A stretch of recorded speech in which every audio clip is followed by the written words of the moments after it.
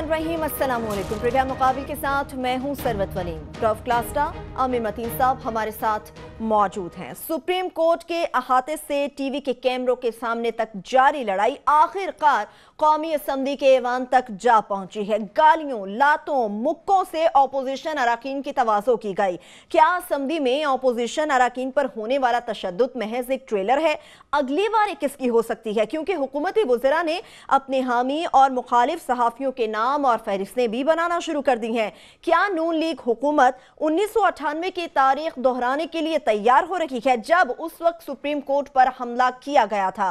क्या नवाज शरीफ अपनी आखिरी जंग लड़ने के लिए तैयार हैं? प्रोग्राम के दूसरे हिस्से में बात करेंगे पनामा के हंगामे की। कतरी शहजादे की नवाजिशों का सिलसिला रुका नहीं, थमा नहीं। कतरी सीरीज का वॉल्यूम 2 भी अदालत पहुंच चुका। मैंने असम्बली में कोई गलत बयानी नहीं की है। वज़ीर आज़म ने सुप्रीम कोर्ट को दो टोक जवाब भिजवा दिया। अगर वज़ीर आज़म ने कोई भी गलत बयानी नहीं की है तो मखदूम अली खान 6 घंटे इस्तिस्ना और इस्तेहकाक पर ही दलाइल क्यों देते रहे?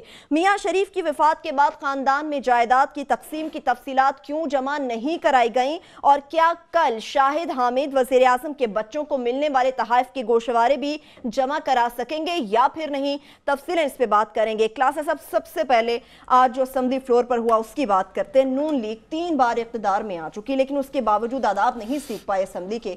असम्बली फ्लोर पर जो हुआ उसको आप किस तरह से देख रहे हैं? अदाब का आपने अच्छा ये लफ्ज़ इस्तेमाल किया कि अदाब नहीं सीख पाए।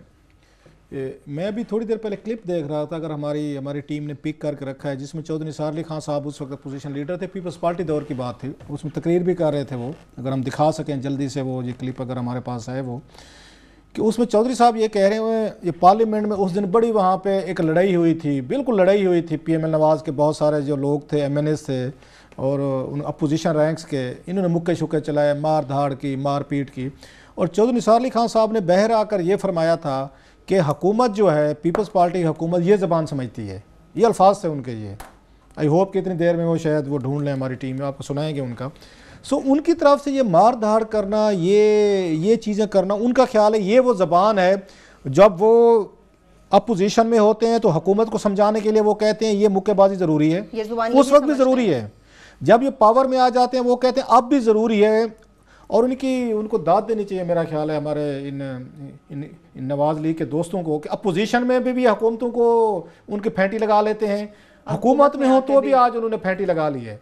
जो मैं चीज़ में इंटरेस्टेड हूँ कि जब इनका मौका होता है कि ये अपनी वो दिखाएं, बहादुरी दिखाएं, अपनी कोई उसमें रेजिस्टेंस दिखाएं, वो मौका था जब जनरल मुशर्रफ ने मार्शल लॉ लगाया। बिल्कुल उस वक्त आपको मियाँ साहब, बिल्कुल मुझे याद है, लंदन में वो कई दफ़ा ये गिला करते थे और कि जनाब कि आप मुझे कहते थे नवाज शरीफ कदम बढ़ाओ, नवाज शरीफ कदम बढ़ाओ, हम तुम्हारे साथ हैं। और जब मैंने कदम बढ़ाया तो पीछे मुड़ के देखा कोई नहीं था। ये मियाँ साहब रोज़ाना यहाँ पे ड्यूक स्ट्रीट में, मुझे याद है वहाँ पे हम जाते थे, रिपोर्टर सारे जाते थे, अरशद शरीफ भी थे, हमारे लंदन के दोस्त भी थे, ये जुमला रोज़ की मीटिंग में दोहराते थे। और एक दिन ये गौस अली शाह साहब जो है सिंध के साबिक चीफ मिनिस्टर, वो बाज नहीं है, सिंधी हैं, सिंधी मानू है, मतलब शरीफ आदमी है।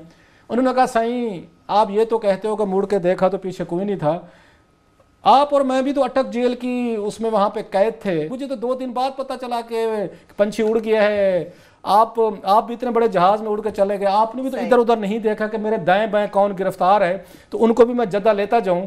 तो कहते थे मियाँ साहब अगर आपने मुड़ के देखा पीछे कोई नहीं था, तो जब मैंने इधर उधर देखा वहाँ पे अटक जेल में, मुझे भी कोई नजर नहीं आया। ये हमारे सामने मुलाकात होती थी। अच्छा, मैंने एक दिन समझा कि शायद ये हमारे सामने जो है ना, ये गौस अली शाह साहब जो है ना, ये नंबर बनाने की कोशिश करते। तो एक दिन मैंने वैसे ही एक रिपोर्टर को स्टाइल होता है, मैंने तपा दिया। मैं कहा सर जी, मैं कहा शाह साहब ये हमारे सामने बातें करते, किसी दिन मियाँ साहब के मुंह पे करके दिखाएं। अगर सही किसी दिन उनके मुंह पे भी कर देंगे, मौका आने दें। वही हुआ, मियाँ साहब ने ये बात की है। जूजवाल जी बड़े नारे लगते थे, मियाँ साहब कदम बढ़ाओ, मैंने कदम बढ़ाया तो मुड़ के देखा तो कोई नहीं पीछे था। अगेन क्रेडिट टू ये गौस अली शाह साहब, इन्होंने हमारे मुँह पे, अगर सारे लोग बैठे हुए थे, इन्होंने बिल्कुल वहाँ पर डट के बात की। और आखिर में ये भी कहा इन्होंने, गौस अली शाह ने, वहाँ का मियाँ साहब इतना बड़ा जहाज़ था, इतनी बड़ी उसमें जगह थी, तो हमारे लिए एक सीट भी नहीं थी। وہ اسی بات تو بنتی ہے، یہ آپ نے ہی غوث علی شاہ صاحب کو مروایا ہے کہ یہ باتیں کھلوا دی ہیں. اس کے بعد سے وہ بیچارے اسی لیے کھڈے لائن ہوئے ہوئے ہیں کہ یہ صدارت کا سیٹ خالی ہوئی, ان کو نہیں بنایا گیا. ابھی یہ ایک سیٹ سندھ کی گورنر کی خالی ہے, سارا سندھ کہہ رہا ہے کہ جی ہمارے سے رابطہ کیا ہے.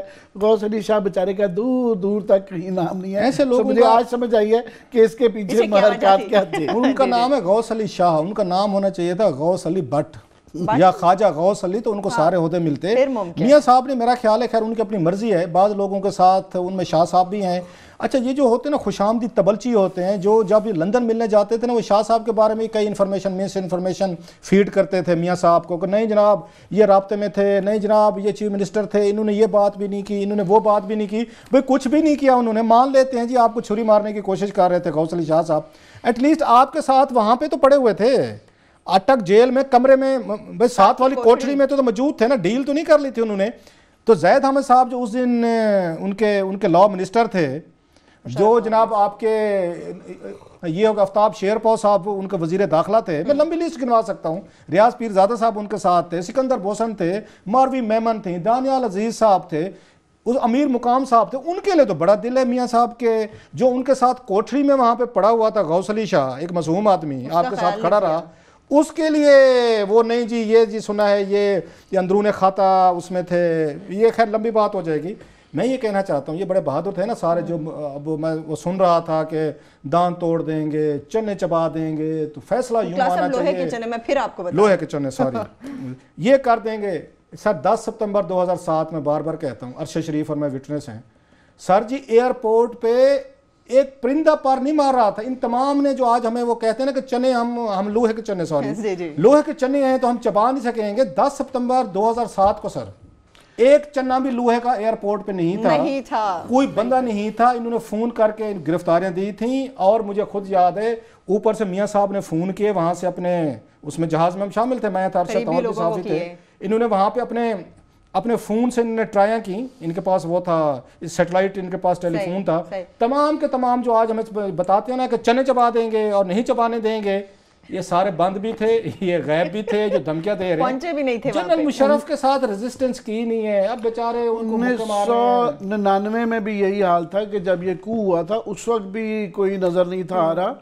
مگر میں یہ جو آج اسمبلی میں ہوا ہے, میں سمجھتا ہوں کہ یہ جو سپریم کورٹ میں ہو رہا ہے نا اس کا شاخسانہ ہے. یہ جو ٹیمپرز وہاں ہائی ہوئے ہیں, باہر نکل کے ایک دوسرے کے سارے گلا پاٹ رہے ہیں, تو وہ اتنے زیادہ ٹیمپریچر ہوا ہے کہ اس کی نتیجہ یہاں پہ نکلا ہے. اور یہ اتفاق نہیں ہے کہ جب بھی اس طرح کا کوئی کرائسس ہوتا ہے تو وہ پھر اسمبلی کے اندر بھی جو ہے نا, حالانکہ میں سمجھتا ہوں آپ کا بھی یہی خیال ہے کہ تھوڑی سی چھوٹی موٹی اسمبلی میں ہوتی رہتی ہے, رونق ہے.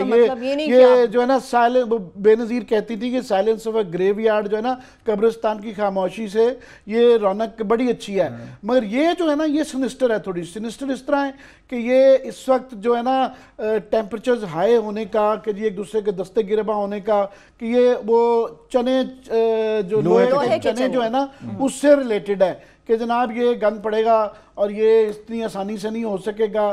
یہ جو ہے نا میسیجز دیے جا رہے ہیں. اچھا ویسے تو مجھے اس سے سپیکر میں نے پہلے بھی کہتے رہا, ایاز صاحب بڑے کمزور آدمی ہیں, بڑے کمزور ہیں, ان سے کچھ آپ توقع تو نہیں کر سکتے, ویک آدمی ہیں, وہ شروع سے ایسے رہے ہیں.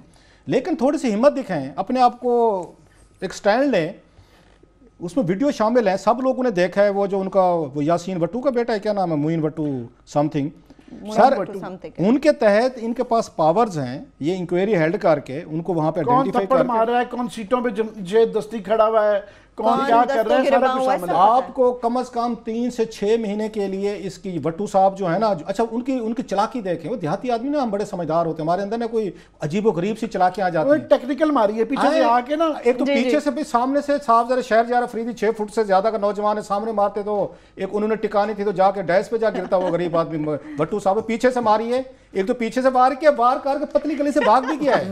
بہادری دیکھ کے کھڑے نہیں ہیں, وہ کیمرہ نہیں پتا نا ان کو یہ نہیں پتا کہ کیمرے میں یہ تصویریں آ جاتی ہیں. یہ جو کمزور ہمارے سپیکر صاحب ہیں, ذرا تھوڑے سی ہمت دکھائیں, کھڑے ہوں اپنے پاؤں پہ. ان کو 6 مہینے کے لیے 1 سال کے لیے اسمبلی سے سسپینڈ کریں, ان کی تنخواہ روکیں, ان کی تمام پریویلیجز روکیں. جس طرح انہوں نے ہاؤس کی آج جو سب سے بڑی بریچ کی ہے نا بٹو صاحب نے کی ہے, یہ بریچ کا سارا ان پہ جاتا ہے. اس طرح کی یہ چیزیں ہوتی رہتی ہیں, ہم دیکھتے رہتے ہیں کہ ایک دوسرے کی طرف بڑھنا, छुड़ाना, आगे पीछे होना, दैट्स वेरी नेचुरल। ये कौमी असम्बली में कई दफा हो चुका है, लेकिन ये पहली दफा मैंने देखा है अपनी उससे थप्पड़ मारना और पतली गली से और उनका लड़ाई से ताल्लुक भी कोई नहीं था, उन्होंने बस ऐसे ही आगे पीछे से वारदात की है। 2 दाद दें आप शहरयार अफरीदी को और इवन उनको शाहिद खकान अब्बासी को भी दें, हालांकि उनमें एक थोड़ी सी हो रही सी एक तरह के एक दूसरे को धक्के थे, लेकिन किसी ने एक दूसरे को थप्पड़ नहीं मारा, लेकिन वो मोइन भट्टू साहब कर गए काम। हाँ, ना उसने मारा, उसने शहरयार ने किया, डिसेंसी दिखाई शहरयार ने, और ना आगे से उसने शायद खकान ने दिखाया। बाकी छुड़ाने की कोशिश कर रहे हैं, वो आए हैं पीछे से आए हैं और पतली गली से आए हैं, थप्पड़ मार के फिर भाग गए हैं। ये हमारे बहादुर ये भट्टू साहब जो हैं, उनके खिलाफ मेरा ख्याल है स्पीकर साहब को तवक्को तो नहीं है मुझे उनसे। साहब एक जानिब आप स्पीकर साहब को कमजोर भी कह रहे हैं, कमजोर तो कह रहे हैं कि हिम्मत करेंगे तो बड़ा मुश्किल काम है। हाउस चलता तो ये यहाँ पे मुक्के चलते। चले अभी थोड़ी सी ब्रेक ले लेते हैं। वो नहीं चला सकता, हाउस नहीं चला सकता। ब्रेक के बाद आते हैं तो एक्सप्लोसिव जो है पैनेमा, बिल्कुल पैनेमा के हवाले से तो हम एक छोटी सी ब्रेक के बाद वापस आएंगे और बात करेंगे।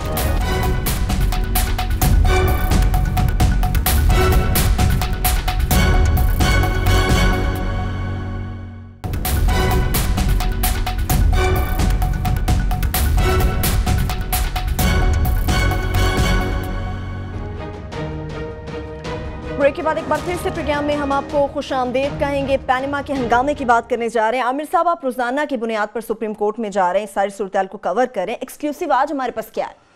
हमारे पास तो क्या सारों के पास ये जो आपने कहा कि ये जो कतरी फिल्म का पार्ट 2 आज जो दूसरा खत आया है, वॉल्यूम 2 जाहिर है वो हम तो शायद हामिद साहब के भी मरियम बीबी की डिफेंस जारी थी, तो बीच में ये कल इसको सलमान राजा साहब पेश डिफेंड करेंगे, आज पेश किया गया, मगर वो माइंड बॉगलिंग है, एक्सप्लोसिव है और दाद देनी पड़ती है कि कमाल की कारीगरी। ये मैं नहीं कह रहा, ये अदालत बार बार कह रही है। आज भी उन्होंने कहा कि जैसे जैसे केस चल रहा है, केस को इम्प्रूव किया जा रहा है, जो है एविडेंस जो है इम्प्रूव किया जा रहा है, तब्दील किया जा रहा है। मतलब ये है कि शुरू में आपने ये चीज़ें नहीं दी, जैसा जैसा कोई जो है कहना ये चाह रहे थे कि जूजू प्रोग्रेस चल रही है, जहाँ जहाँ सुराख हैं, कोई फैक्ट्री लगी हुई है, वहाँ से टकाटक जो है ना कागज रसीदें आती जा रही है। छोटा सा जुमला याद आ गया, देहाती आदमी ना मुझे, मैं रह नहीं सकता, घर में मेहमान ज्यादा आ जाए, लस्सी थोड़ी हो तो जितना होता है पानी डालते जाओ, पानी डालते जो लस्सी रही नहीं,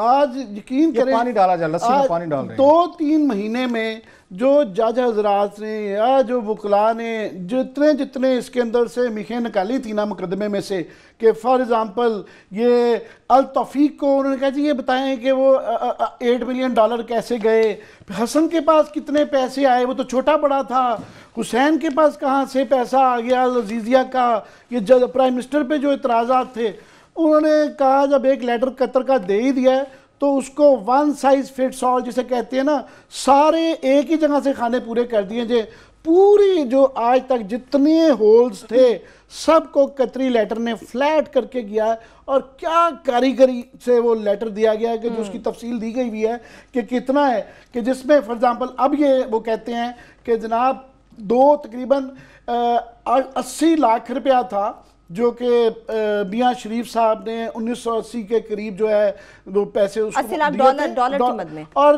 कैश दे दिया था। अब 80 लाख कैश का इमेजिन करना कि एक ट्रक तो कैश का बना होगा उस जमाने, ऊंटों का काफला, ऊंटों का एक काफला होगा, बहरहाल वो दे दिया उन्होंने, जी ऐसे ही रिवाज था उस जमाने में, चलें ठीक है फेयर इनफ।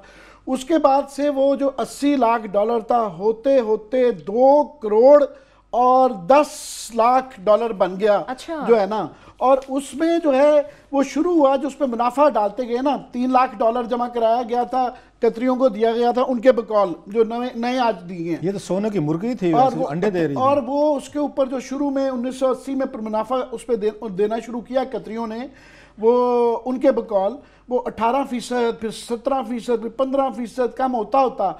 और कमाल ये है कि उन्होंने इसके साथ पूरी जो डॉक्यूमेंट्स है ना कि उस ज़माने में शरह मुनाफा क्या थी, इंटरनेशनल पूरे चार्ट्स बने हुए हैं, कैसे दिए हुए हैं कि लंदन की प्रॉपर्टी के क्या रेट्स थे, उसके मुताबिक बिल्कुल परफेक्ट, मतलब कारीगरी एट दी हाईएस्ट लेवल जो है ना दाद देनी पड़ती है कि कमाल किया। ऐसे नहीं बड़े बड़े ये पीटीआई की तरह सस्ते मुफ्त के वकील नहीं है, वो बेचारे बड़े ज़बरदस्ती नईम बुखारी बैठे होते हैं, वो आते हैं बस थोड़ी देर बाद चले जाते हैं। ये महंगे, मैं आपकी बात कर रहा हूं, वो भी عمران خان صاحب ان کو ساتھ بٹھا کے ان پہ بازو پہ ہاتھ رکھ کے بیٹھتے ہوتے ہیں, وہ 3-4 دفعہ کوشش کرتے ہیں خان صاحب بس کر کافی ہو گیا میں جا رہا ہوں. عمران خان صاحب ان کا ہاتھ پکڑ کے رکھتے ہیں کہ سر ذرا تھوڑی دیر بیٹھ جائیں. مہنگے وکیل کا یہ پھر فائدہ ہے کہ انہوں نے ڈیلیور کیا کہ جناب باقی وہ یہ انہوں نے پیش کر دیا. اب ایک نہیں کوئی 15 سوال تو میرے ذہن میں آتے ہیں. سب سے بڑا جو سوال آئے گا کل وہ یہ دیکھنا ہوگا کہ آپ کو یاد ہوگا سپریم کورٹ نے پچھلی دفعہ بھی جب قطری خط کا تھا انہوں نے کہا جناب یہ کیا لے کے آ گئے ہیں,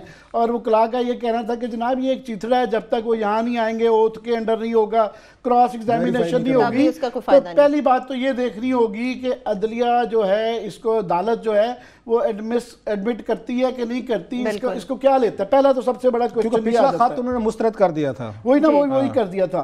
پھر اس کے بعد یہ ہے کہ آپ دیکھیں یہ 80 سے لے کے آج جو ہے کتنے ہو گئے 37 سال بعد جو ہے نا یہ پیش کیا جا رہا ہے. 37 سال میں اس کا کوئی ذکر نہیں تھا, کسی کو نہیں پتا تھا, اور یہ جو ہے نا میاں شریف صاحب پہ انہوں نے ڈال دیا ہے. اس کے اندر جو سب سے بڑا سوال ہے کہ ابھی بھی منی ٹریل نہیں ہے, اس کے اندر کوئی بینکس کی رسیٹس نہیں ہے, اس کے اندر یہ نہیں ہے کہ وہ جب ابھی بھی یہ نہیں بتایا گیا کہ وہاں پیسہ جو دبئی کیسے گیا تھا. اس کے بعد پھر جو ہے وہ کویسچنز آگے ہوئے ہیں کہ جو وہاں سے دبئی سے پیسہ آیا تھا طارق شفیع صاحب کا, مجھے یاد ہے کہ نعیم بخاری صاحب نے کہا تھا کہ اس کی ٹرانزیکشن میں تو ایکچولی لاس ہوا تھا, تو وہاں سے پیسے کیسے جنریٹ ہوتے. تو یہ سوالات اپنی جگہ جو وکلاء نے اور عدالت نے, یاد رہے کہ ابھی تک جتنی بڑی میخیں نکالی ہوئی ہیں ججز نے نکالی ہیں کہ غلط دستخط, ٹائمنگ کا نام ملنا, وہ جتنے بھی ہیں, تو وہ یہ جو فل کرنے کی کوشش کی ہے. سوال یہ آ جاتا ہے کہ ابھی بھی جو ہے وہ منی ٹریل ابھی بھی نہیں ہے, ابھی ساری money trail everything ends up at the door of the قطریز, کے قطریز کے ادھر جا کے چیک کر لیں. اب وہ ہے عدالت مانتی ہے کہ نہیں مانتی. اس کے بعد پھر ایک یہ والا وہ آ جاتا ہے. پھر آف کورس اس کے اندر بے تحاشا کانٹرڈکٹری سٹیٹمنٹس ہیں دستخطوں کی. یہ جو ان کے بیٹے کہتے رہے, میرا خیال ہمارا بھی کوئی کلپ بچوں نے آج بنا کے رکھا ہوا ہے کہ وہ حسین صاحب یہ کہتے رہے ہیں کہ جناب نہیں وہ تو میں نے دیا تھا اپنے چھوٹے بھائی کو پیسہ. کسی جگہ پرائم منسٹر کہتے رہے ہیں کہ جدہ سے آیا تھا, وہ آیا تھا. 37 سال اس کا یہ ذکر نہیں تھا قطری کا, جس میں اندر جو ہے 80 سے لے کے 2000 تک 20 سال تک یہ میاں شریف صاحب نے انہوں نے مرحوم والد پہ ڈال دیا ہے.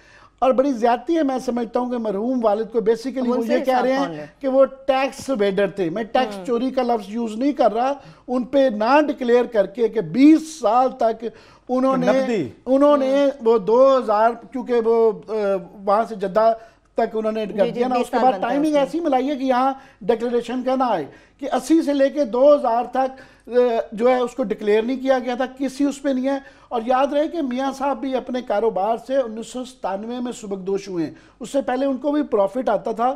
تو بڑا بیٹے ہونے کے آپ سے سوال ہے کہ یہ جو انہوں نے کہا ہے کہ یہ وہاں پہ ان کا جو آیا قطری شہزادے صاحب کا پارٹ 2 آیا ہے جو ان کا یا سیزن 2 آیا ہے, اس میں نے یہ پوچھنا ہے آپ سے, تو یہ وہ کہتے ہیں کہ یہ نقد یہ پیسے لائے تھے, یہ کیش کی صورت میں پاکستان سے نقد پیسہ قطر کیسے گیا تھا, یہ دبئی یہ بڑا سوال ہے. وہ یہ اس میں کوئی کور کیا ہے اس کو, یا تیسرا پارٹ 3 آنے والا ہے. انہوں نے کہا کہ جناب وہاں پہ گول مول سا رکھا ہے. یہاں سے کیسے گئے پاکستان وہ کہہ رہے ہیں کہ یہاں سے گیا ہی نہیں, وہ دبئی کے اندر جو لگائی تھی یہ نہیں بتایا کہ دبئی میں کیسے آیا. شروع میں جب لگائی گئی مل 73 میں کے قریب, وہ کہہ رہے ہیں کہ جناب یہ تقریباً گلف سٹیل مل دبئی کے اندر لگائی گئی. یہ نہیں بتایا کہ وہاں پیسے اشارہ سا ہے کہ شاید بینکوں سے لیا گیا, کولیٹرل کیا تھا, اس کی کوئی تفصیل نہیں ہے. یہ بھی کہہ رہے ہیں حکومت کے تعاون سے دبئی کی نہیں ہے, اس کی منی ٹریل نہیں ہے, کوئی رسیدیں نہیں ہیں. 2 بلین کی آپ سمجھ لیں کہ یہ 2 بلین کے تقریباً رقم بن جاتی ہے.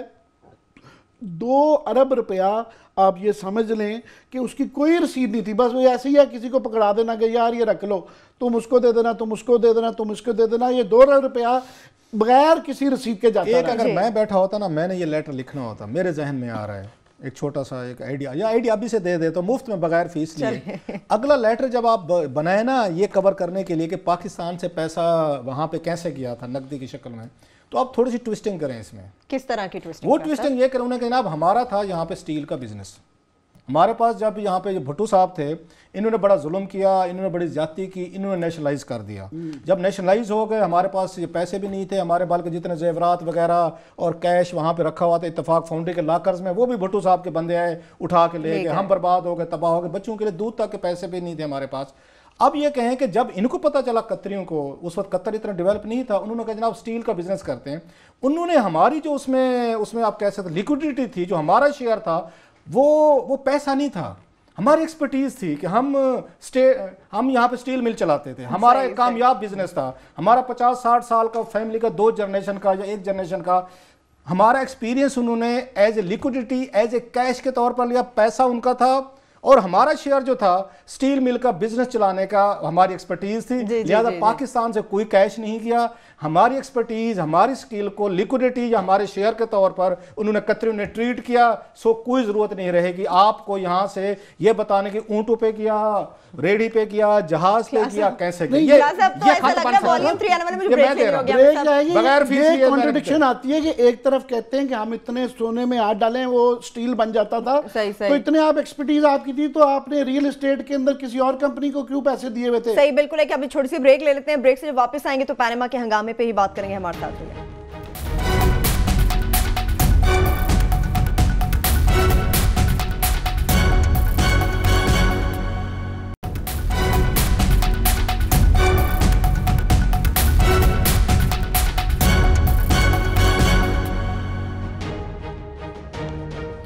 بریک کے بعد ایک بار پھر سے پروگرام میں ہم آپ کو خوش آمدید کہیں گے. پینما ہنگامے کی بات کریں، جب ہم تضادات کی بات کر رہے تھے بریک پر جانے سے پہلے، تو ایک چھوٹا سا کلپ ہمارے پاس موجود ہے کہ کس طرح سے شریف فیملی اور حکومتی وزراء اپنی ہی باتوں سے مکرتے بھی رہے، اپنی ہی باتوں پہ قائم ہوتے بھی رہے، مختلف تضادات ان کے بیانات میں نظر آتے رہے. وہ ایک چھوٹا سا کلپ ہے، وہ پہلے آپ دیکھیے پھر آئیں گے بات کریں گے اس پہ. میری پاکستان میں بھی کوئی پراپرٹی نہیں ہے. مریم نواز شادی شدہ خاتون ہیں، ان کے اپنے ایسٹس ہیں، ان کی زرعی آمدن ہے، زرعی ان کی زمین ہے. عدالت میں واضح طریقے سے بتایا ہے اور اس بات کے حوالے سے کسی کو شک نہیں ہونا چاہیے. میں اپنے والد کے ساتھ رہتی ہوں. میری سینٹرل لندن میں پراپرٹیز تو دور کی بات ہے. نیسکول لمیٹڈ اور نیلسن لمیٹڈ جو ہیں ان کو اون کرتی ہیں، وہ ایک ٹرسٹ کے تحت ہیں اور ان کو ہولڈ کرنی ہے اس وقت مریم نواز شریف میری ہمشیرہ جو ہیں. یہ کہ جن اربوں روپے کی مے فیئر کی پراپرٹیز کی یہ بات کر رہے ہیں، یہ تو پہلے پتہ نہیں ہے. بتائیں کون سی پراپرٹیز ہے، لائیں، دکھائیں، اس کا کوئی پروف لائیں. جو اپارٹمنٹس ہیں وہ الحمدللہ ہمارے ہیں. ایک چھوٹا سا کلپ ہم نے عامر صاحب دکھایا ہے. اب ان تضادات پہ آپ کیا کہیں گے؟ تضادات ہی تضادات ہے. وہ انگریزی کی اصطلاح ہے کاک اینڈ بل سٹوری. تو وہ یہ لاہور میں ہم کہہ دیتے ہیں کہ جناب کسی نے یہ کہانی جو ہے نا گھٹنے جوڑ کے گھڑی ہوئی ہے. تو یہ اب اس میں تضادات سنیں کہ جس کو پیسہ چاہیے تھا، میں نے کہا حسن کو، حسین کو، اس کے بعد التوفیق کو، پھر عزیزیہ سٹیل مل کے اندر، اور یہ فلیٹ فائنلی کسی کو انہوں نے قطریوں نے $80 لاکھ دے دیا، کسی کو $4 لاکھ دے دیا، 40 لاکھ. حاتم طئی کی کہانی لگتی ہے. ساری لسٹ ہے. انٹرسٹنگلی یہ 2000 کے اندر جو ہے نا یہ پیسے دینے کا، قطریوں سے لینے کا سلسلہ شروع ہوا. پہلے 20 سال میں جو فیملی پہ ان کی اپنی کہانی کے مطابق اتنی افتاد آئیں، مشکلیں آئیں کہ جب پیسہ نہیں تھا جوناتھن جہاز آ گیا اور بینکوں سے قرضے لے کے یہاں پہ بنائی. بھائی صاحب آپ بینکوں سے قرضے کیوں لے رہے تھے جب آپ کے 2 ارب روپیہ پاگ تھا قطر کے اندر؟ آپ اپنا پیسہ کیوں نہیں منگوا رہے تھے؟ ایک دن دادا کو خیال آ گیا، انہوں نے پوتے کو پاس بٹھایا، انہوں نے کہا بیٹا میں تمہیں بتا رہا ہوں کہ میرے پاس قطر میں نا 2 ارب روپیہ پڑا ہوا ہے. یہ لٹرلی یہ کہانی ہے کہ 2000 کو پہلی دفعہ انہوں نے بتایا. کہ کوشچن اس میں آتا ہے کہ یہ جو 20 سال میں میاں شہباز شریف، میاں نواز شریف ان کو کبھی بتایا تھا؟ اگر بنایا تھا تو یہ حصے دار تھے کاروبار کے اندر. شہباز شریف صاحب تو ایکچولی رن کرتے تھے. تو انہوں نے اگر والد صاحب سے بھول ہو گئی تھی کہ 20 سال تک ان کو 2 ارب روپیہ بھولا ہوا تھا اپنا، جو قطر میں 30 لاکھ سے 2 ارب روپیہ بنا تھا بائی دا وے. تو وہ اس میں انہوں نے کیوں نہیں ڈکلیئر کیا ٹیکسز کے اندر؟ 20 سال تک وہ ڈکلیریشن نہیں آئی. یہ بڑا اہم نقطہ ہے. یہ جو شہباز شریف صاحب، نواز شریف صاحب 97 سے پہلے انہوں نے سبکدوش اس سے بعد میں ہوئے ہیں، تو وہ پیسے کے اوپر جو ہے وہ کہاں گئی؟ وہ آپ یہ کہہ رہے ہیں کہ ان سب نے اپنے ٹیکس گوشواروں میں یہ قطری پراپرٹی ریفلیکٹ کیوں نہیں کی؟ یہ آپ کہہ رہے ہیں کسی نے 35-37 سال میں ذکر کبھی پاکستان میں، ہم وہ 37 سال سے سیاست میں ہیں، 83 سے آنورڈ، آج تک قطر کا کسی کو نہیں پتا تھا. One fine day after 20 years दादा ने पोते को बताया, बेटा इधर आओ, मैं तुम्हें बताना चाहता हूँ 2 अरब पड़े 2 अरब रुपए पड़े हुए हैं, और उस दौरान में तुम्हारे कर्जे लिए जा रहे हैं, मुश्किलें पड़ी हुई हैं, कैसे मेहनत से पाकिस्तान के अंदर इन्होंने वो नई फैक्ट्रियां लगाई, कर्जे ले लेके। इसहाक डार साहब से पूछे ना, वो कह रहे हैं इनको कोलेट्रल नहीं था यहाँ पे, तो मैंने वो सारा जो ड्रामा किया उनके अल्फिया बयान के अंदर, वो भाई आपके अपने पैसे पड़े हुए हैं कतर के अंदर, आपको तो पता है, वो मंगवा लेने थे। मेरे एक बड़ी ये एकदम 2000 के बाद एकदम से वो पैसा क्यों कतरियों को यूज करना शुरू कर दिया, उससे पहले क्यों नहीं आया? मुझे एक और आपके उस पे आ रहा है बड़ा एक सीरियस क्वेश्चन। आप क्योंकि आजकल आज सुप्रीम कोर्ट आप रेगुलर जाते हैं, मुझे दाद आपको देनी चाहिए, पनामा को भी, कि आपकी नींद जो है ना, मुझे पता है आपको नींद बड़ी प्यारी है, नींद कुर्बान करके आप सुबह सवेरे वहाँ सुप्रीम कोर्ट जाते हैं, हैट्स ऑफ टू यू। मैं पूछना चाहता हूँ कि अगर ये वहाँ पे 2 अरब की इनकी जो अब ये लेटर सामने आ रहे हैं, 30 लाख से 2 अरब रुपए हो गया था ये, इनकी प्रॉपर्टीज, कैश, व्हाटएवर जो भी लायबिलिटीज पड़ी थी वहाँ पे, ये पिछले उससे 73 से लेके 2000 तक या अब तक भी मेरा ख्याल है इनके गोशवारों में ये रिफ्लेक्ट है। अगर नहीं है तो ये तो मेरा ख्याल है इट्स अ बिग ब्रीच। बाकी केस पनामा तो भूल जाएं, ये तो और बड़ा केस बनता है कि फॉरेन आपकी इन्वेस्टमेंट पड़ी थी, आपका फॉरेन में पैसा पड़ा था, फॉरेन में आपकी लायबिलिटीज पड़ी थी, किसी ने आपको पेमेंट्स करनी थी, बड़े चलाक आपने गोशवारों में नहीं दिखे। आप देखें ना, इतना टेक्निकली बनाया है कि सारा मुद्दा कसूर बनता है दादाजी का, और दादाजी बेचारे फौत हो गए हैं। तो वह बड़ी ज्यादती है कि एक बुजुर्ग दादाजी को आप मरहूम है क्योंकि, तो आप सारा उनपे टैक्स चोरी का इल्जाम, नॉन डिस्क्लोजर का इल्जाम, सारा 2004 में वो फौत हो गए थे, और उसके बाद ये जद्दा से आए, 2000 जद्दा से आने के बाद भी डिक्लेयर नहीं हुआ बाय द वे ये पैसा। आप देखिए ना, चले कहते, और मैं वही तो कह रहा हूँ ना, हाँ ये आपका पॉइंट है सर। मैं वो कह रहा हूँ कि 2007-8 में आ गए, प्रॉपर्टीज मान लेते हैं इनकी वहां पे हो गई थी, न तकसीम हो गई, फेयर डिस्ट्रीब्यूशन हो गई। वो ये कह रहे हैं, उसमें भी टेक्निकली आ रहे हैं, वो ये कह रहे हैं उसके बाद प्रॉपर्टीज तो इसीलिए वो मियां साहब, नवाज शरीफ साहब, शहबाज शरीफ साहब को नहीं, जो यहां थे उनको नहीं दी गई, इसीलिए तो सारा केस है कि मरियम का ट्रस्टी है, मैं भरता वो बाहर है, बाहर। मैं बता दूं, मैं क्योंकि मैं इनकम टैक्स के गोशवारे पिछले कई सालों से भर रहा हूं और मुझे थोड़ी सी टेक्निकल थोड़ा सा पता है। आपको फॉरेन प्रॉपर्टीज भी लायबिलिटीज हैं, लोन है, प्रॉपर्टीज हैं, फ्लैट है, घर है, कार है, बंदूक है, तोप है। आप अगर पाकिस्तान में रह रहे हैं, पाकिस्तान में आप उसके शहरी हैं, बच्चे बाहर रह रहे हैं ना, उन्होंने बच्चों पे डाल दिया है, बाद में बच्चों पे चली गई है ना, ये सारी की सारी प्रॉपर्टी इसीलिए तो सारा, चले वो मान लेते पाकिस्तान में, इसीलिए तो सारा केस मरियम का जो इशू बना हुआ है कि वो सिर्फ ट्रस्टी नाम की थी, जो पाकिस्तान में है, उनके नाम कोई जायदाद नहीं थी। सो यही कल यही वो प्लान लेंगे कि जनाब वो तो बाहर के, वो तो यहाँ के, वो बाहर के शहरी हैं और वो बाहर रहते हैं, तो उनको यहाँ क्यों बचाना कर रहे हैं? चलो मियाँ साहब ने ये गोशवारे जो अपने उन्होंने फाइल किए होंगे, या उनकी कंपनी ने किए होंगे, या मियाँ साहब ने खुद किए होंगे, मियाँ शरीफ साहब ने जब तक हयात थे या जब तक पाकिस्तान में थे, तो वहां पे भी कोई रिफ्लेक्ट इन्होंने किया है अपनी प्रॉपर्टीज को? उन्होंने कि मेरी बरूनी मुल्क है, जिक्र किया है कि लंदन में कानून के मुताबिक हर चीज की गई है, मगर वो सेल्स डील, जो परचेज डील जो इवन कतरियों से की गई है, वो तो मेरा ख्याल है अदालत कल पूछेगी कि जनाब कम से कम हमें वो तो दिखाएं। ठीक है, ये सिर्फ एक खाली कागज के ऊपर तफसीलात दे दी गई हुई है, ये अकाउंट्स की जो है ना, सिग्नेचर भी नहीं है उसके अंदर, एक तफसील दे दी गई है, 1980 से लेके आज तक की सारी तफसील आ गई।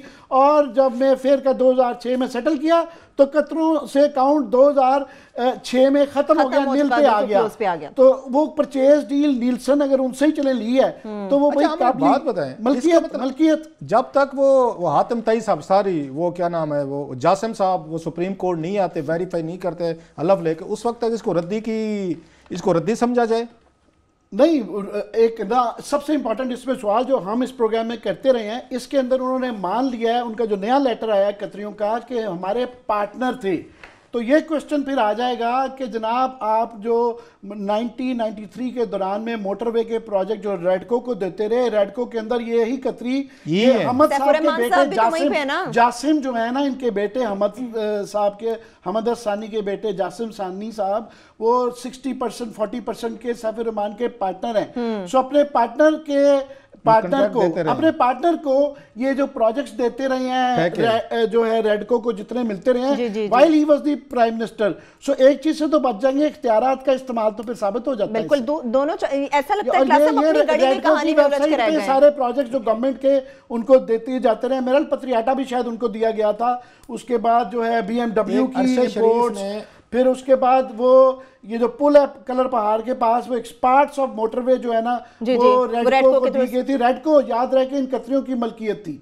सो वो एक कॉन्फ्लिक्ट ऑफ इंटरेस्ट और इख्तियारात का नाजायज इस्तेमाल कि आपको तो पता था जब, अब ये नहीं कह सकते मियां साहब कि सिर्फ पोते को बताया था, मुझे नहीं था बताया कि ये पार्टनर है। सही है। अब अभी क्लास में मुझे थोड़ी सी ब्रेक पे जाना होगा, ब्रेक लेंगे। जब ब्रेक से वापस आएंगे पैनामा के हंगामे की बात करेंगे और जिस तरह से आमिर साहब ने बात की बज़ाहिर ऐसा ही मालूम होता है कि नून लीग अपनी भी गड़ी कहानी के अंदर उलझती चली जा रही है। ब्रेक लेंगे हमारे साथ।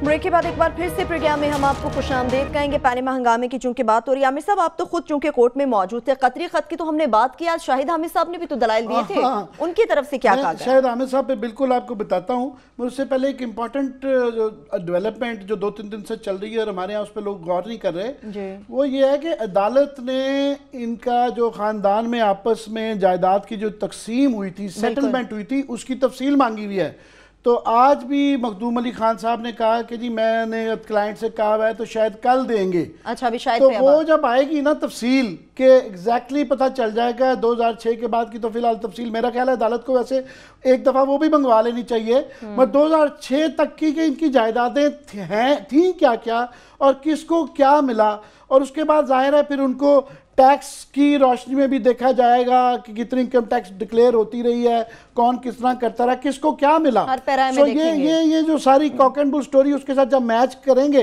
तो फिर एक नई कहानी। और अदालत मैं बताऊं आपको, ये सारे जो नकायश निकाले गए हैं अदालत ने निकाले हैं, वो माशाल्लाह जजेस हजरात बहुत वेल ब्रीफ्ड तैयारी करके आते हैं, इसलिए बड़ा बेहतरीन बेंच जो वो जाहिर है उसमें। शाहिद अहमद साहब ने बुनियादी तौर पे उन्होंने अपना जारी रखा, तो उनका जो है ना अदालत भी आज वो हंसी पड़ी, अदालत की तरफ से ये रिमार्क था कि वो ये बताना चाह रहे थे कि सारा केस के मरियम बीबी प्राइम मिनिस्टर की कफालत में नहीं थी, क्योंकि कफालत की इंपॉर्टेंस ये है कि कफालत में अगर वो आ जाती हैं तो इन्होंने जो ट्रस्टी शो नहीं किया था या अपने टैक्स रिटर्न्स में कुछ चीज़ें जो नहीं प्रॉपर्टी शो की गई थी तो उसका इम्पैक्ट प्राइम मिनिस्टर पे आना था कि उन्होंने नहीं शो की, तो उनका केस जो है ना ये बड़ा इंपॉर्टेंट उनके है। सो कफालत दिखा के उनके नाम जो है ना ये दिखा दो, ये आर्गूमेंट था।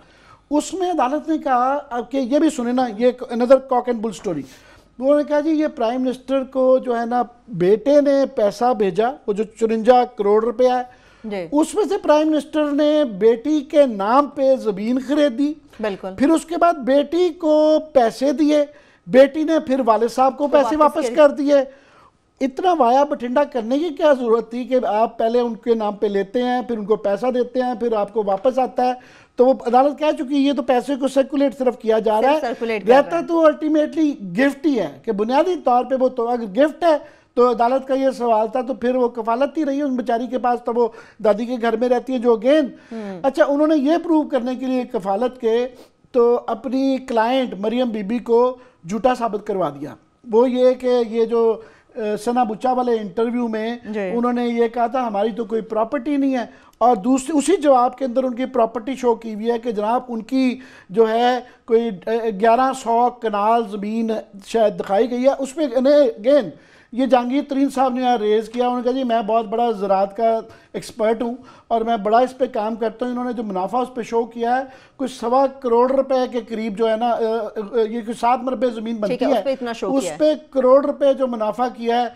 ये मुझे करके कोई इतना मुनाफा दिखा दे कि 1.25 करोड़ रुपए आप कैसे ज़राअती ज़मीन के ऊपर बना सकते हैं। तो वो क्वेश्चन ज़्यादा हैं, मगर बुनियादी तौर पे ये है कि उन्होंने वहाँ ये डिक्लेयर किया था उस इंटरव्यू में कि मेरी तो कोई घर तो दूर प्रॉपर्टी नहीं है, और यहाँ कफालत में आप शो कर रहे हैं कि हमारी प्रॉपर्टी है। तो एक दफ़ा फैसला कर लें कि आपने कहना क्या है। तो ये सारे मुतजाद सो वो अंग्रेज़ी में एक और वगैरह इट्स ये लिटनी है کہ جعلی دستاویزات کی، جعلی سگنیچرز کی، وہ عمران شفیع صاحب کے بھی ثابت ہوئے ہیں، پھر اس کے بعد تضادات کی.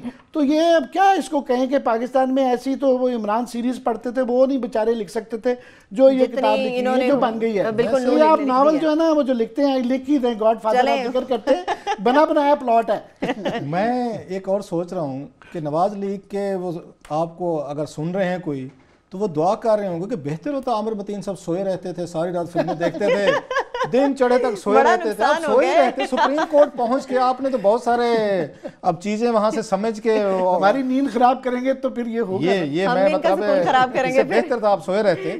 اس میں بڑی ایک انٹرسٹنگ چیز جو میرا خیال ہے اس میں آ رہی ہے، جو عدالت میں یہ پھنسے ہیں نا یہ اس میں کہ یہ سمجھے تھے کہ جب انہوں نے لیٹر لکھا نا ان کو سپریم کورٹ کو کہ آپ اس پہ سو موٹو لیں یا اس پہ کاروائی شروع کریں، عدالت نے شروع میں انور ظہیر جمالی صاحب نے نوٹس نہیں لیا تھا جس پہ سارے خفا بھی تھے، لیکن جو ان کے درمیان میں بلنڈرز لگنے شروع ہوئے نا وہیں سے دیکھو کانفیڈنٹ کہ عدالت اس کو ٹیک اپ نہیں کرے گی، لہذا تقریریں بھی کر لی انہوں نے 2-3 قومی اسمبلی میں، انہوں نے اس پہ ٹویٹر بھی کر لیا، انہوں نے اپنے درمیان میں انٹرویوز بھی کر لیے، انہوں نے سب چیزیں مینیج کرنے کی کوشش کی. لیکن میرا خیال ہے چیزیں جو میں نے دیکھی ہیں وہ مینیج نہیں ہوئی. میں ابھی بھی حیران ہوں آج جو ان کا وہ آیا ہے التوفیق والے صاحب کا، التوفیق والے صاحب کو میں نے پڑھا ہے اور لگ رہا ہے کہ جس طرح کا اس نے لکھا ہے اور جس طرح انہوں نے لکھا ہے، ایک چیز بڑی مسنگ ہے اس میں عامر صاحب، وہ پورے اس میں ایفیڈیوٹ میں وہ پوچھی جانی چاہیے میرا خیال ہے سپریم کورٹ میں، آئی ہوپ کہ یہ پوائنٹ اٹھے گا. انہوں نے سب کچھ کہا ہے کہ $80 لاکھ کی ہماری ان کے ساتھ سیٹلمنٹ ہونی تھی، ہو گئی، ہم نے ان کو قرضہ دیا، انہوں نے ہمیں واپس کر دیا، کوئی یہ فلیٹ کی اٹیچمنٹ نہیں ہوئی، انہوں نے رحمان ملک پہ مدعا ڈال دیا سارا. آئی ہوپ آج جو ایفیڈیوٹ دی گئی ہے ان کا جی یہ کولیٹرل کے طور پہ یہ جائیدادیں نہیں التوفیق کے اس میں استعمال ہوئی تھی، یہ اٹیچ کرنے کی دھمکی تھی. اور وہ خاتون نے یہ ایفیڈیوٹ آج انہوں نے پیش کیا ہے کہ مجھے مس گائیڈ کیا گیا تھا یا جھوٹ بولا تھا رحمان ملک نے کہ یہ شاید جائیدادیں ان کی ہیں. وہ جو آپ پوچھتے رہتے ہیں نا کہ 93-94 میں ان کو کیسے پتا تھا، میرا ٹائم آ گیا کہ رحمان ملک صاحب کو بلا لیا جائے کیونکہ اس میں ان کو جھوٹا ایفیڈیوٹ میں لکھا گیا ہے. صحیح ممکن ہے اس رپورٹ کا بھی کیا ہوگا یہ بھی بتائیں. ان کو بلا نہ لیا جائے. رحمان ملک صاحب خود جب ان کا نام ذکر ہوا نا کہ ان کا نام پاناما میں آیا ہے تو رحمان ملک صاحب نے ایک لیٹر لکھ دیا تھا جو ان کے ہیں نا وہ فیاض توری صاحب جو ہیں ان کے سپوکس پرسن بڑے وہ ایکٹیو ہیں، وہ توری صاحب جو ہیں، ایک لیٹر ان کو لکھنا چاہیے کہ جی رحمان ملک صاحب پہ جو الزام لگایا ہے نا اس ایفیڈیوٹ میں التوفیق والی اس نے لڑکی نے آ کے ہم اس کو جھٹلاتے ہیں، ہماری جو فائنڈنگ تھی ہماری رپورٹ تھی، رحمان ملک صاحب اس پہ سٹینڈ کرتے ہیں، التوفیق والے جھوٹ بول رہے ہیں. میرا خیال ہے رحمان ملک صاحب کو ایک letter supreme court of Pakistan کو جیسے پاناما پہ لکھا تھا کہ میرا غلط نام مینشن کیا ہے پاناما کے اس میں سکینڈل میں میں نہیں ہوں، ملک صاحب کو اس پہ بھی لیٹر لکھنا چاہیے. اگر نہیں لکھیں گے تو اس کا مطلب التوفیق والے ٹھیک کہہ رہے ہیں. ایک چیز دوسری چیز بڑی امپورٹنٹ ہے اس میں ایفیڈیوٹ میں انہیں میرا خیال نمبر 2 دینا پڑے گا. وہ سیزن 2 وہ نیٹ فلکس والے سیزن چل رہے ہیں، سیزن 2 آئے گا. اب التوفیق کا دوسرا لیٹر آئے گا، وہ کیا ہے اس میں سب سے بڑا ایک اس میں کوسچن مارک ہے ان کے ایفیڈیوٹ میں کہ $80 لاکھ آپ نے ان کے ساتھ سیٹل کیے، آپ نے ان کو قرضہ دیا، مان لیتے ہیں. اس کے اگینسٹ کولیٹرل کیا تھا؟ کولیٹرل مینز انہوں نے پلیجز کیا کروایا تھا، انہوں نے گارنٹیز کیا دی تھی. اس کا اس ایفیڈیوٹ میں اگر میں کہیں مس نہیں کر کے آپ نے بھی پڑھا ہے، اس میں سب سے بڑا پوائنٹ جو مسنگ ہے جس پہ سارا جھگڑا ہو رہا ہے سارا سپریم کورٹ میں فلیٹس کا یا اس کا پلیجز کا، التوفیق والوں نے وہ لائن مجھے نظر نہیں ہے، آئی مے ہیو سکپڈ، آپ نے بھی پڑھا ہے میں نے بھی پڑھا ہے، ہمارے اور جو ایک بار پھر سے دیکھ وہ دیکھ لیں جرنلسٹ، مجھے کہیں پہ عامر صاحب نظر نہیں آیا کہ آپ نے $80 لاکھ جو ان کو قرضہ دیا یا زیادہ دیا آپ نے کیسے دے دیا انلیس آپ کے پاس گارنٹیز نہیں تھیں. آپ کے پاس کولیٹرل کے بغیر بینک دنیا میں $1 کسی کو نہیں دیتا. آپ اس میں اپنے ایفیڈیوٹ میں کہیں پہ التوفیق کی لڑکی وہ لکھتی نہیں ہے یہ پیسے آپ نے کس کے اگینسٹ دیے. یا تو آپ ہمیں بتائیں جو یہ قاضی فیملی نے یہ جیل اکاؤنٹ کھولے تھے، ان کا جو سعد ڈار صاحب کا جو حلفیہ بیان ہے اس کے اندر تھوڑی سی ٹریل دینے کی کوشش کی ہے. مجھے خود یہ میرا خیال ججز کا زیادہ اچھا طریقے سے وہ انہوں نے اس کو ایویڈنس کے طور پہ لیا گیا ہے، وہ نکالیں گے. ٹھیک ہے ایک اور اگر آپ بالکل آخری منٹ ہے، ارشد شریف صاحب کی بھی آپ بات کر رہے ہیں، میں چاہ رہی ہوں اس کو بھی آپ ذرا بات کریں. سٹوری بڑی اہم ہے کہ اس میں بھی آتا ہے وہ جو مصروف آتے ہیں یہ جو سارے قطریوں کو آتا ہے نا، یہ جو بیٹھے ہوئے ہیں ابھی سیف الرحمان صاحب، میں دیکھتا ہوں میں ذرا ایک اور ان کو بنا کے دیتا ہوں. التوفیق کا لیٹر 2 جیسے ہم نے وہ بنا کے دیا نا کہ انہوں نے شکیل کو ایز اس کے طور پر استعمال کیا. ایک اور آئیڈیا دینے جا رہے ہیں، ایک اور آئیڈیا دے رہا ہوں. آئیڈیا آپ یہ دیں کیونکہ اس میں کہیں ذکر نہیں ہے کہ التوفیق سے آپ نے لون جو لیا اس کے اگینسٹ کولیٹرل کیا تھا، گارنٹی کیا تھی. آپ پتہ کیا کہیں جو قاضی فیملی تھی نا وہ جس کے پاسپورٹ انہیں اٹھائے لندن کی قاضی فیملی, وہ کاشف صاحب تو مسعود صاحب فلاں صاحب جن کو نواز شریف سے ملنے کا بڑا ان کو شوق تھا, اکاؤنٹ کھلوایا گیا یہاں پہ, جاوید کیانی نے آپ کو یاد ہوگا اکاؤنٹ کھلوایا, یہاں سے منی لانڈرنگ کی, لمبی کہانی ہے. آپ سمپل اٹھائیں سارے کا سارا ملبہ قاضی فیملی لندن پہ ڈال دیں جیسے آپ نے قطریوں پہ ڈال دیا ہے, بہترین سٹوری بنتی ہے سر, اور جس کو چیک بھی نہیں کیا جا سکتا, جس پہ کوشچن بھی نہیں ہوتا کہ یہ جو لون ہم نے التوفیق سے لیے تھے اس کے اگینسٹ جو ہم نے منی لانڈرنگ کی تھی ان کے نام پہ, لندن کی قاضی فیملی کے نام پہ, ان اکاؤنٹس کو ہم نے ایز اے گارنٹی کے طور پر استعمال کیا تھا. سوال اور ہوتا ہے اگر آپ کے اکاؤنٹس میں اتنے ڈالرز پڑے تھے کہ آپ کو بینک اتنے ملینز آف ڈالرز دے رہا تھا, پھر آپ کو لون لینے کی ضرورت کیوں پیش ہے؟ سب سے امپورٹنٹ سوال یہ ہے کہ جناب یہ ساری جو ہیں جب کیس جو ڈیولپ ہوتا رہا, عدالت جو اس میں نقص نکالتی رہی, تو یہ بعد میں یہ پہلے کیوں نہیں یہ چیزیں دی گئیں؟